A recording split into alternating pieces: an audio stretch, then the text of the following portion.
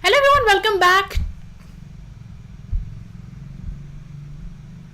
Hello everyone, welcome back to day 31 of the 100 Days of UI Design live stream. Today we are talking about something extremely cool. Today we're going to be talking about freelance contracts to look at if you're a freelancer, what you need to do, what you don't need to do, things you need to take care of if this is your first time getting into freelance UI UX design, freelance web design, web development as a whole, and try to take a look at some of the things that you need to make sure are there in your contract. Now I have to say this upfront, I'm not a lawyer, this is not legal advice, this is just for information purposes, but it is a good idea for the most part to incorporate the things that we're going to be talking about in most of your freelance legal contracts, especially for UI UX design, web design. They've worked for me so well.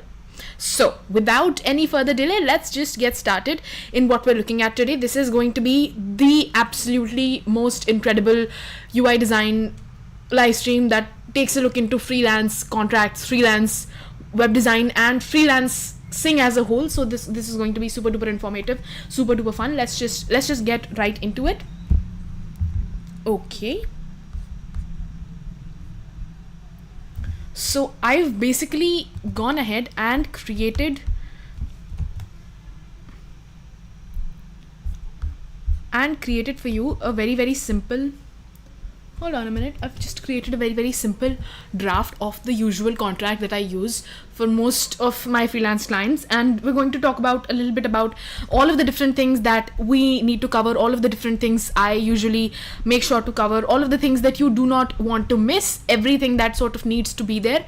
So we're just going to dive a little bit deeper into all of those little details, things that you miss if you're starting with freelance UI UX design, and things that really get you in an event that something does go wrong. So today we're going to be taking a look into the contract that I've used for a really long time, and this is of course a lot of the different details here, the specific details of the clients and the project and the timelines and stuff have been shifted a little bit, the prices and everything we've just had to distort it a little bit to protect everyone's privacy. But this is going to talk about the usual patterns that we take a look at. Before we get started, let me just say this up front: if we complete 365 subscribers by the end of this stream or at any point during this stream, there is a very special surprise for all of you watching, all of you who want to get into freelance contracts, freelancing, UI UX design as a whole.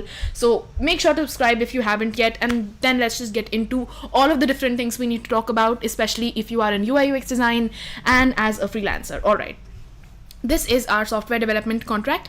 This is covering both of the ends of the spectrum, both the UI UX design side, which is web design side, and also UI and also web development side, which includes programming and stuff. So this is going to be quite relevant for both of those use cases. Let's just jump right into it. Of course it has a title, of course it has a little bit of a border if you want to be, because of course we're trying to show UI designs and stuff. This is a little bit of the older drafts that we used to do, so content hasn't changed yet, but a lot of the basic details have changed a little bit. So let's just talk about the very first things that are on this contract. So I want to break a lot of stuff down today. You want to have your client and your details, where you are, your phone number, basic address and stuff to track you down in case anything happens in the beginning of the contract, and then we can talk about the terms and conditions, details, important elements that go into this contract. So of course we're just skimming through the very basic details of the stuff that there is to cover. This is just the boilerplate stuff. Again, when the contract is entered into, who are the parties involved, when the timeline was decided, what their address is, what their details are. This is just again simple boilerplate stuff.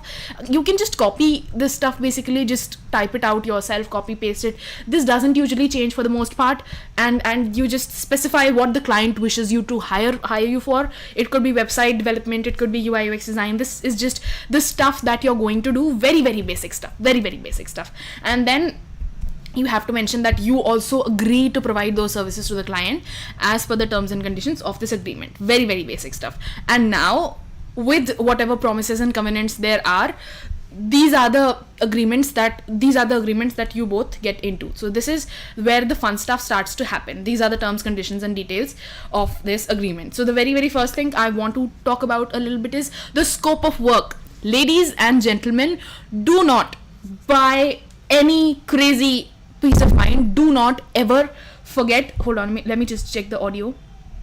Is the audio still working? Yes, it is. Alright, so always mention a scope of work in your contracts.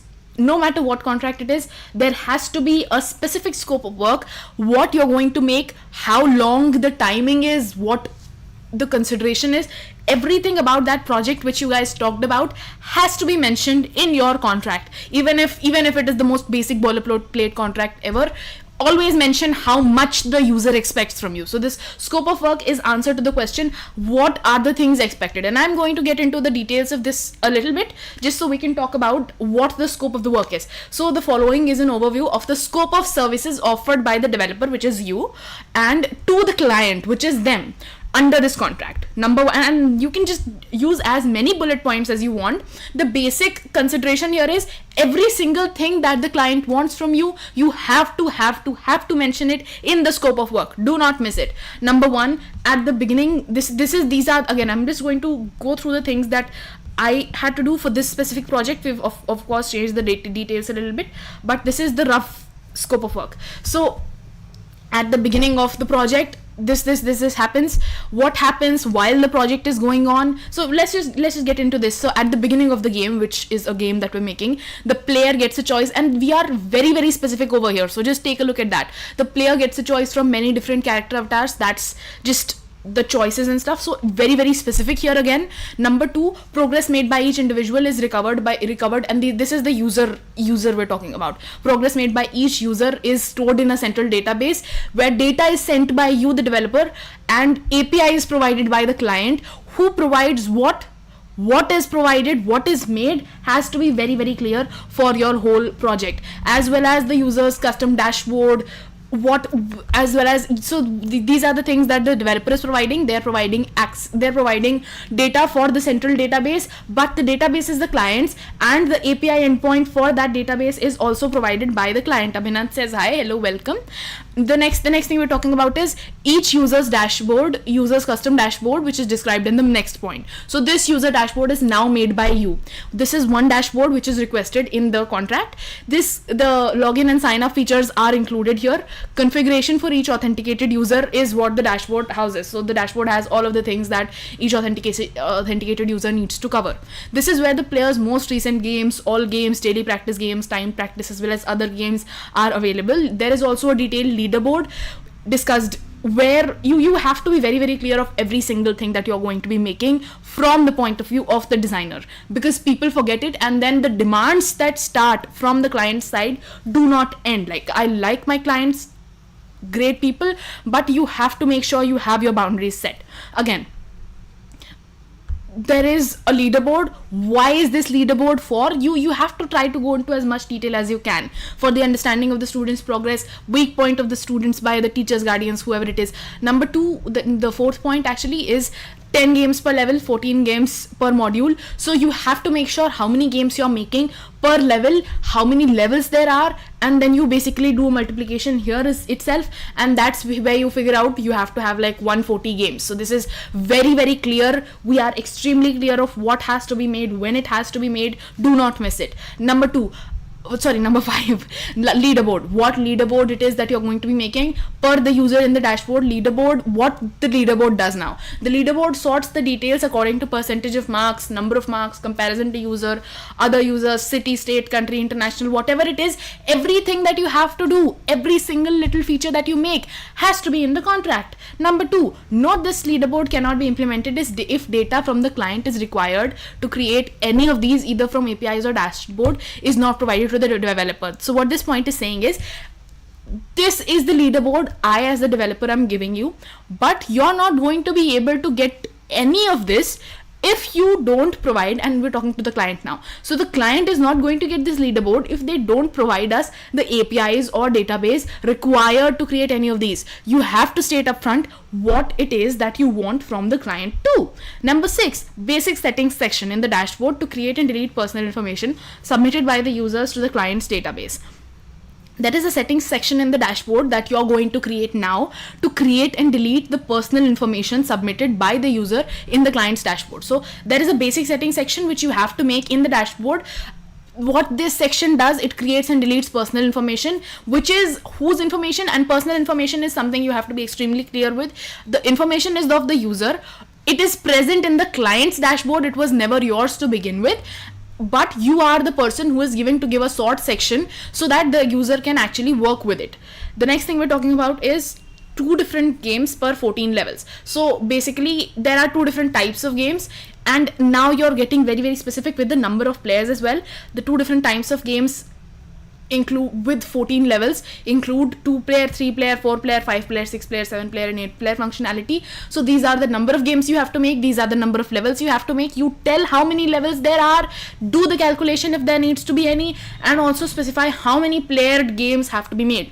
The next thing we're talking about is payment gateway, registration, login and sign up who are not registered for users. This has to be already constructed, and also a few games which have to be constructed previously. The specific number to be chosen by the client and developer are to be listed as games available for trial. So again, this is now talking about the trial section of the actual website that we were building. So this has to be extremely clear. What is the trial section for the users who are coming to visit your site? What is the paid section? What is the payment gateway wall between all of these sections? And the last thing that you need to mention here is all these deliverables will be in the form of web pages accessible through Chrome or Firefox browsers in all general devices. These general devices are any personal computer based devices ranging from viewport widths 360, which is very, very thin, to 1920. Now this is very, very important if you're a developer or if you're a designer too. All of these deliverables, all of the things that you're making and giving to the user are actually going to be web pages. You have to be clear what it is. This is, and this seems like general information, but this is where it's got you kind of situation. This is web pages accessible through which browsers, Chrome or Firefox. This is very important because as it happens many times, not all UI, UX, HTML, CSS kind of features are available on all browsers. Browsers lag behind their development and speeds and stuff, so you have to be clear of which browsers you're building for, because if you build out a feature for Firefox, if you build out a feature for Chrome, it may or may not work for other browsers. There have to be some APIs, there have to be some tests. You are never going to be able to build for every browser in the world normally, so you have to mention, even if it's a long list, how many browsers you're building for. And then general devices, this is the part you have to mention if you're making a responsive website, which is like for all screen sizes that there is. These general devices are any personal computer based devices from viewports 360 to 1920. Viewport width is this width, so this the width of the screen, so this width. So basically you're building for all general devices which are from a phone level, which is like 360, thinnest phones are from 360 to 1920, which is your general desktop display. You're not talking about 4K now, and you're not talking about smartwatches now, so you have to be clear of what you're talking about. Viewport widths are a good thing to get across the room. Next thing we're talking about is deliverables. The deliverables are delivered by the developer to the client. The deliverable which is to be delivered by you to them is going to be a website encompassing or having all the functionality covered in the scope of work. So the site that you're going to build for them is going to have all of the functionality covered here. This is what the line says. Very, very basic stuff. The deliverable will be incrementally created in stages with improvements and additional of functionalities in a private GitHub repository. The deliverables will be created step by step, so you won't deliver all of these at once. You have to make sure you tell how the project is going to be built. Is it going to be built at once, in which you have to write it's going to be built at once, or is it going to be built step by step? So a little bit of it is going to be built in the first week, the next is going to be built in the second week, and these are going to be delivered as different packets from different weeks with improvements and additions in a private GitHub repository. So all of your code, all of your designs, whatever it is, has to be in a private GitHub repository. So that has to be quite specific as well. Stages of work. Execution of the software with all its functionalities will happen in stages. One or more functionalities will be implemented together in a stage. Now we're talking about the stages of work. So the execution of the whole software with all the functionalities will happen in stages. One functionality will be implemented, one or more functionality will be implemented in a stage. Payment for the implementation of each stage will be paid before the stage starts by the client to the developer. You have to mention what the length, so scope of the stage is going to be. Is it going to have one functionality? Is it going to have more functionalities? In this case it had one or more functionalities. You have to be clear with that. When is the payment going to be made? Is it going to be made before each stage, after each stage, in the exact middle of each stage? after the whole project completes, before the whole project's complete, 50-50, what is going on with the payment? Is it around, this payment is around stages, so you have to be clear with that. Acceptance, once the client is satisfied with the software provided by the developer, at the end of the stage, the client may choose to accept the software or provide the developer with a written document of all requested changes and or addition or removal of functionalities. What this talks about is, after the client is happy with the software we've made, you can either accept the software with so you can just, as a client, you can either accept the software or get into what more functionalities you want, which has to be with the written document too. And once the developer has the document from the client side, the developer shall inform the client about what the associated costs are. Sometimes it happens, a client sees something that you're making, let's say a client sees this pencil you're making, decides they don't just want this pencil, they want this pencil to be green now. This green color was not initially put in the contract, so you have to again add an addition to your whole legal framework to say that this green color is going to cost this much. These are small numbers, but they need to be present right there. Upon payment of this amount by the client to the developer, the implementation of the requested changes begins. After payment is done, you will start implementing the changes. Once the developer successfully implements the requested changes, client may once again choose to provide written feedback or accept the project. Once the developer completes the changes, client can again provide more feedback or just accept the project as it is. Once the client accepts the software, the project moves on to the next stage, where the payment of the respective stage happens and development start once again. Once the client accepts the software of this stage, the current thing is approved, and then you can go on to the next. I'm just going to make this guy extremely big and also change the color just so you guys can see what I'm talking about. Let's make this blue. All right.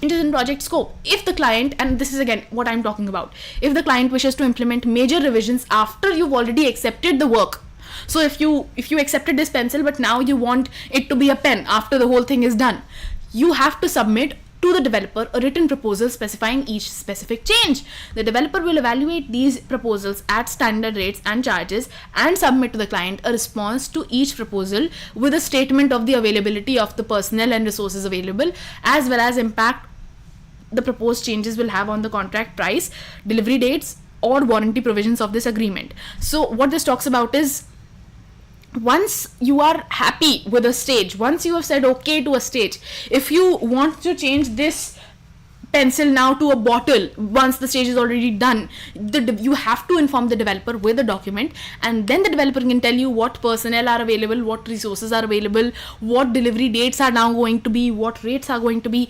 Everything has to happen on paper. Nothing can be outside of it.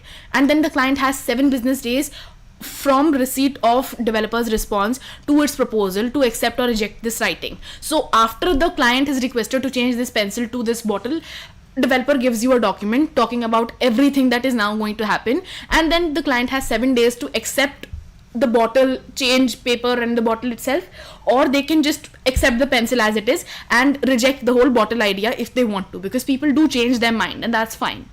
If client accepts developer's response, developer shall draft a written contract amendment agreement to reflect the desired changes and acknowledge any effect of such changes on the provision of the agreement. If the client is okay with the response that the developer has given, how are you going to make this bottle, the developer tells you how they are going to do it, time limit, resources, personnel available, pricing, whatever it is. Once you're happy with it, the contract for this bottle, once the client is happy for the contract for this bottle, the developer can now create an amendment agreement, these are important, to reflect the desired changes, what the new changes are now going to be, and any effect these changes have on this agreement. So if anything is already put in this agreement but it now changes because you're not making the pencil anymore, the pencil is taken and it's thrown away after it was made, and now a bottle is being made, and what difference it has on this, the effect of this document, there has to be an amendment agreement on that. Should client reject developer's response to proposal, client will notify the developer within 2 working days. After the client decided that I don't want this pencil which is already made, I want a bottle, and the developer sent you this agreement on what will happen if this bottle is made, and the client is not happy with this new agreement, they're going to throw it out. Tell the developer within 2 days of the response. The developer will not be obligated to perform any services then beyond those called for in this original agreement. In which case, if the client decides to throw out this piece of paper, the developer is not obligated to make the bottle anymore. They can just stay with the pencil because the pencil is what this agreement said for. Number 6 is maintenance. After this project is complete, you have to specify what is going to be maintained by whom. Are you going to maintain this pencil? Are you going to sharpen this pencil every 6 months? Is the developer going to do that? Is the client going to do that? Are they going to ask you every 6 months? Are they going to ask you every time something breaks? Very, very clear about all of these little details. After the completion of the stages, all further revisions will be entertained by the developer at an additional maintenance charge, because sometimes we think as developers or designers, we've made something, this will not break anymore, but it does break, and then you're called for it and you've not mentioned who's going to maintain what. So clients already think you're going to be maintaining it, but for how long? Are you going to do that for your whole life? No, you have to ensure to put it into an agreement what the maintenance charges are going to be, how long of a time do you have to maintain it for. If you maintain it every 6 months, what charges you put in then. Everything has to be right here. What maintenance charges are going to be there to be decided by the developer when the client requests a new change, because we're not sure on what the maintenance is going to be yet. As per each revision or feature requested by the client, this may take a different price depending on the time required to develop the feature and other resources. Every single time during the maintenance period is after something has already been made, every single time the client decides, I want to sharpen this pencil. Let's say instead of sharpening this pencil after 6 months, the client decides, I want this pencil to be sharpened from the other end as well. If the client does this, then you have to make it pretty clear right here that you're going to have a different price depending on the time required to sharpen not only this side but also this other side now, and also what resources are required. Are you going to be able to complete it? What timeline it is, what money it is, what is going to be what is going to be implemented, how it is going to be implemented. So you have to be very sure everything is on paper.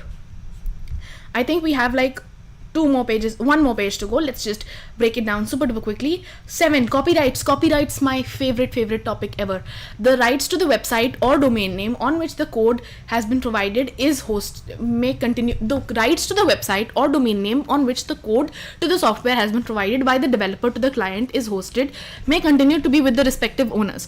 What this means is the rights to the website, the rights to the domain name are with their owners. The rights to the website is with the developer, the right to the domain name is with somebody else. So you have to make sure basically who gets what at what time, but the actual code required to run the website will remain the property of the developer. The website and the domain name in this case are with the client, but the code is the property of the developer. So we're just getting is the copyright of the developer. So who has the copyright right here?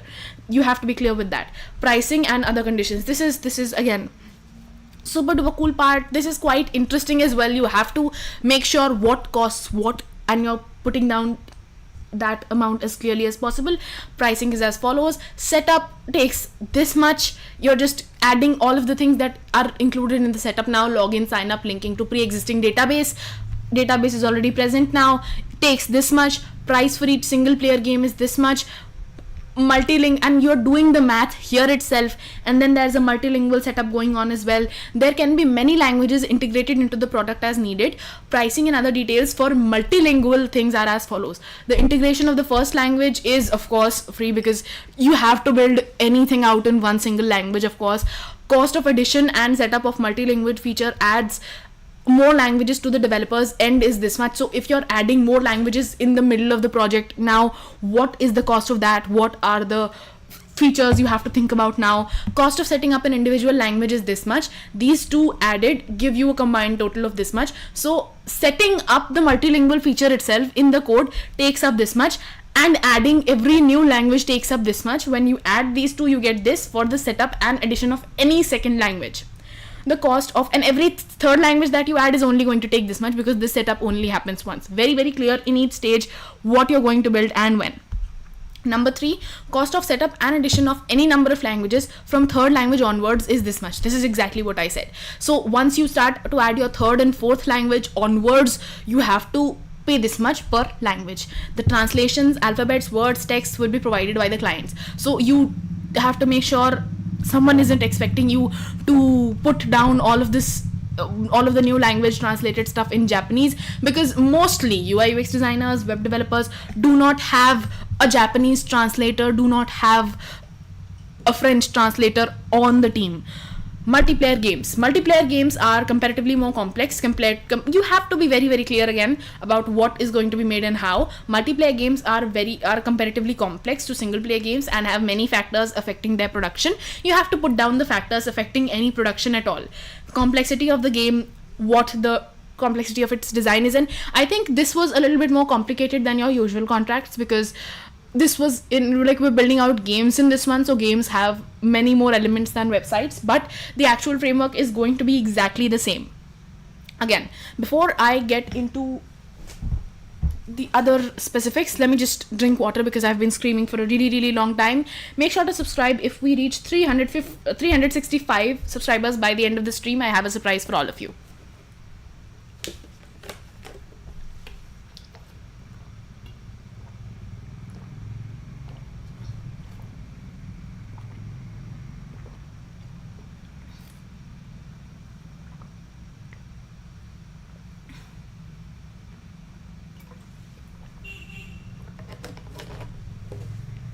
And we're back. Let's talk about multiplayer games.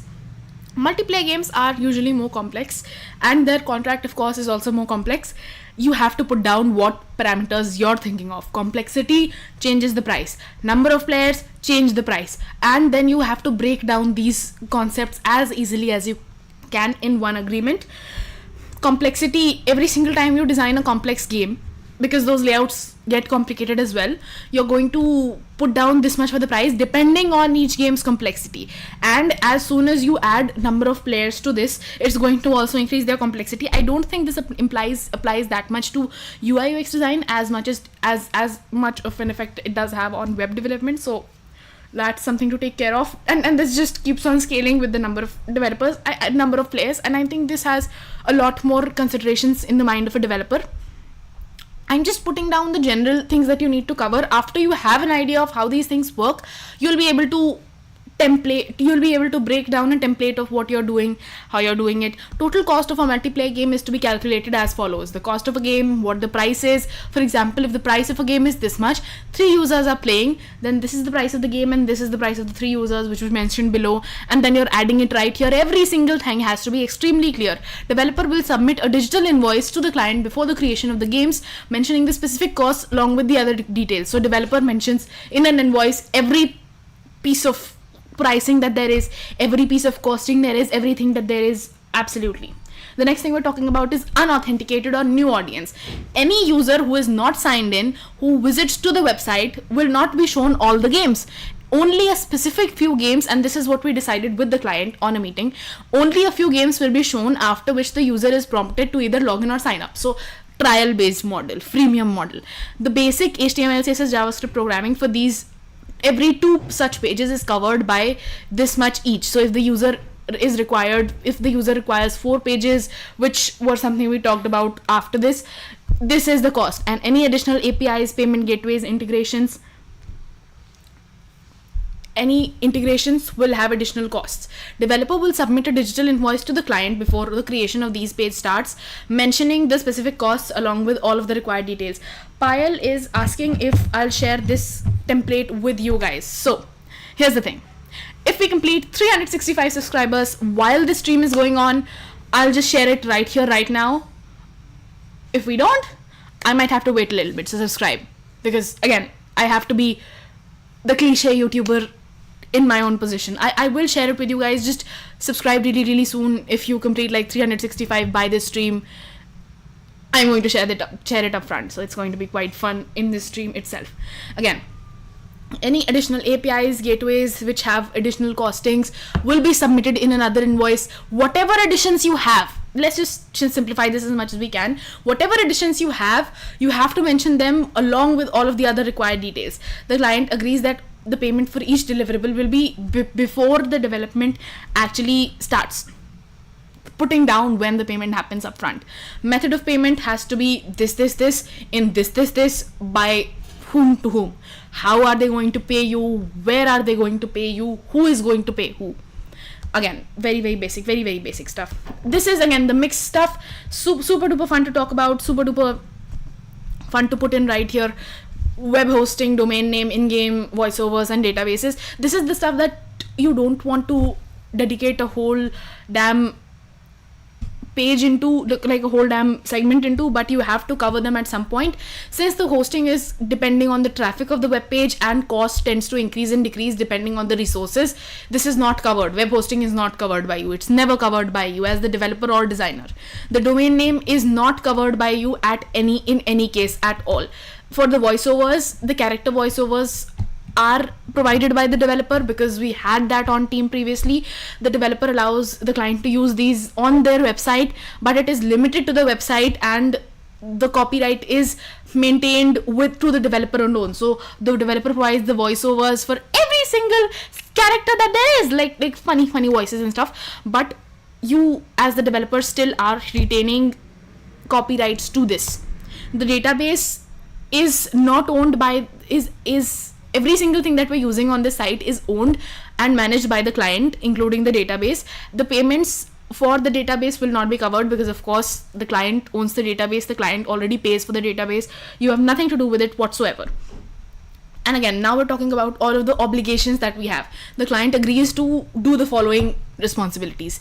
Client will provide all of the information, materials and documents required to make the deliverables, required to make the website, required to make the game, required to make the app. Client also addresses the queries without delay, so they're not ghosting you, they're not ignoring you. Is very important. If you have a question you want to ask them, the client authorizes the developer to use relevant information, content, logos and data needed to render the services. You can freely use the client's logos in the website even when you're making the website on your own system. No copyright issues will arrive then. During the term of this contract, the client will share information including trade secrets, industry knowledge and any other confidential information to the freelancer, to the developer, in order to complete the deliverables. So whatever things you need to put in as a part of the trade secrets that are there for a web projects, we will get to those as well. Let's just jump to the chat really quickly. Payal asks, will we be having any future tutorials about UX design for games, like how to design backdrop, characters, coins, rewards, like live design on Figma? Yes, we will. We are thinking about having games also very soon. We're going to do apps, we're going to do games, we're also getting into like PWA, progressive web apps. So a lot of cool stuff happening. Developers' obligations. The developer also has certain obligations. You agree to create and deliver all of these deliverables. Representation warranties. The developer conforms to moral, ethical and relevant professional standards. You have to always, for the delivery of services, in executing all of these things. So you're basically agreeing to do everything that this contract says, and then the client also acknowledges that you will not be responsible for any hindrance which is out of scope, act of God kind of stuff. You're not responsible for that.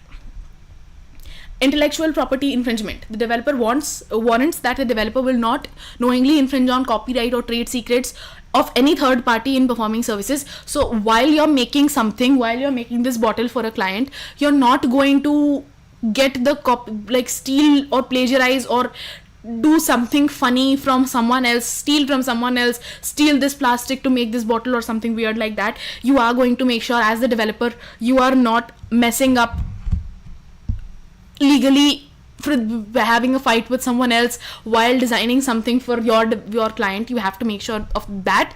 To the extent that any materials used by the developers contain matters proprietary to the third party, the developer will get a license from the owner. If you want to use an illustration for your website, you are going to get a license from like Pixabay. Pixabay gives you actually everything for free, but getillustrations.com or Unsplash Premium, if you're using any of these, you have to get your licenses in order to use them on the client side, which means you will not get into a fight with, let's say, getillustrations.com. You will not get into a fight with unsplash.com getting their images illegally, using it on a copyrighted material of your client. You're not going to mess up on that at all. Developer will gain the right to sub-license its use. So you're getting the license from your unsplash.com's premium version to sub-license their images to your client in order to make this bottle. Developer will not knowingly infringe upon any existing patents either. So you're not getting into legal battles with patents, copyrights of someone else stealing somebody else's things to give something to the client. You're not going to do that at all. Client represents and warrants to the developer the following things, and also a client guarantees to a certain number of things. The client has the authority to enter into and perform its obligations under this agreement. Client will do everything in this agreement, because right now we are talking about the things we are going to do. Client will obtain the necessary and appropriate rights and licenses to grant licenses for using their content. For example, if they provide you, let's say you get Unsplash Plus license from Unsplash to use their Unsplash images on your site, on the client site. If the client provides you their logo, if the client provides you certain images that they've been using for a long time, they've built their brand value on those images, they are going to make sure that they are not getting into any battles with any Unsplash, any Pixabay, anyone else either. So they are also going to make sure they don't get into a third party legal trouble battle and then give you those things to work with them. So both of you are going to make sure that is taken care of, especially for UI UX design, especially for web development, web design. Client has to obtain authorizations necessary for hypertext links from the sites of other third-party websites. If the client has a blogging site, they're linking to someone else's details, someone else's blogs, they will get the licenses to link, they will get any licenses they need to for anything they're sharing with you to make their product. They are also not going to get into any legal trouble with anyone either. Client indemnifies developer from any claims resulting in losses, damages, liabilities, costs, including attorney fees arising out of breach of the client's representation. If the client messes up, it's the client's problem. If you mess up, it's your problem. That's basically what we're trying to get into here. You could just go over these specific details with a lawyer too, but these are the things you need to keep in mind to not forget, even if you're talking to a lawyer while you're making your own contract.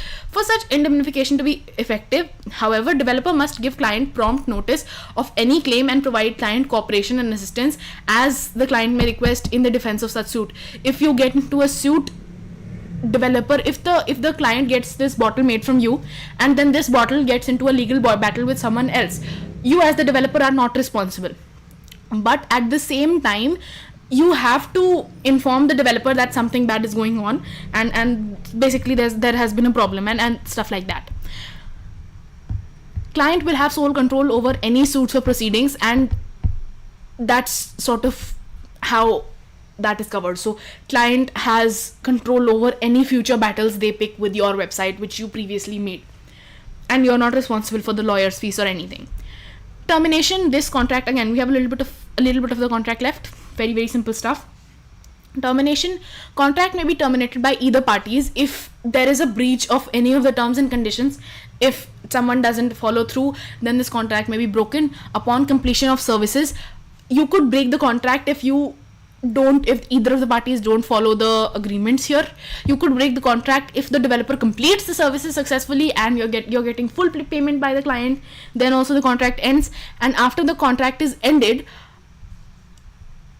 for any of these reasons, the client will pay the developer the amount determined by the developer for the partially completed work. If you break the contract in the middle, then you have to share it with so if you break the contract at some point when half of the development was done, the client will pay you for half of the work which was done, and also the developer will immediately provide the client with half of the work which you just completed at the point of the termination date. Websites, credits and links.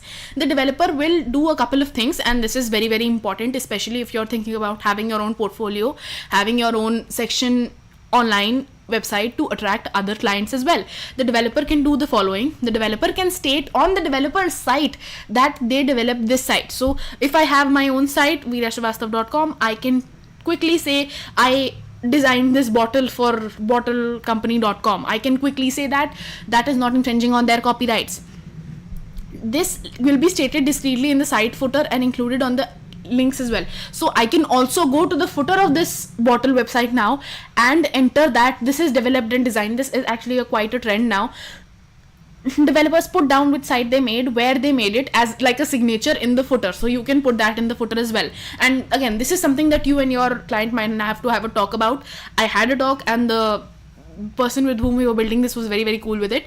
The developer can place links on developer's website to client site as an example of your services. This is what I was talking about, mentioning the client's website which you made in other blogs, posts, advertisements, or any other offline or online modes of promotion. If now after I've made the site, I want to tell my friends, I want to tell other clients, I want to tell people online or offline, I've made this site, I can share the client site's links. I can do that as an example of my services.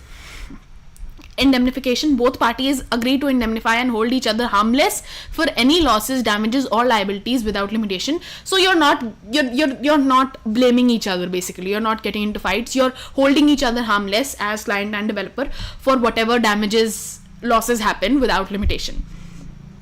Limitation of liability, developer's liability, whether in contract, tort, or otherwise, for any loss or damage suffered by the client will be limited to direct damages only and limited to the amount paid by the client. This is a very, very interesting thing. You do not want to miss this. If you are a developer, if you are a UI UX designer, you want to always have this line or a paraphrased version of this line, which basically says, let's say something goes horribly wrong. God forbid something goes horribly wrong. The client has paid you 5,000 rupees, Indian rupees, and now they want to basically ask you for money for the damages that have happened. It could be in 5 different ways things could go wrong. You are only limited to providing them for damages the amount paid by them. So you don't have to pay them $6,000 rupees, 60,000 rupees if they've only paid you 50,000 yet. If they paid you 50,000, the max to max you will pay in terms of if anything goes wrong is 50,000. You are not supposed to get a loss on your pocket if something goes horribly wrong over the amount that the client have already paid you. So this is very, very important as far as limitation of liability is concerned. Super duper important. The terms mentioned in this contract shall not be reformed, modified, or changed without the prior consent, written consent of both the parties. So everything that's here is not going to be changed by anyone without telling the other person, and the parties must acknowledge that this contract is solely for the benefit of the parties. And again, this is just simply stating that you just have to acknowledge that this is for both the benefit of both of you, getting things clear on a consent full start. No one is responsible for failure in the contract for pandemic, because of pandemics, fires, strikes, public authority, acts of God. If something goes wrong because of a pandemic, fire, strike, lightning falls over someone's house, God forbid, stuff like that happens, you're not responsible for failure to perform in those cases. This contract and other annexures constitute the entire contract between the parties in the matters of this subject and are over superseding any agreements, purchases, documents, negotiations, images, videos, or media talk or phonated between the parties. If, let's say, before the signing of this contract, you all had a call and decided on something else. Now that this contract has been signed, this is the only thing that applies, and it supersedes, it is higher in value than your previous phone call, previous whatever way of communication was. All legal disputes are subject to the courts of wherever they are subject to the courts of, and now you're basically signing both of these things, whoever the client is, whoever the developer is, your name, what your position is, what the time is, and your signature. So this is the stuff that we're talking about. Basically, this is the site that we were talking about, and these are the couple of things that you need to take care of, especially as you're getting into making your very own very first freelance web development, web design, UI UX design position. As you're just starting out, a couple of things to just keep in mind.